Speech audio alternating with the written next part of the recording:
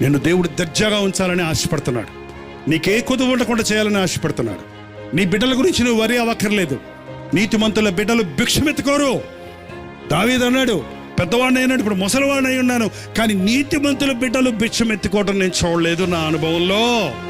లక్షాధికారులు భిక్షాధికారులు అయిపోయారు, కుబేర్లు కూటికి లేక చచ్చారు.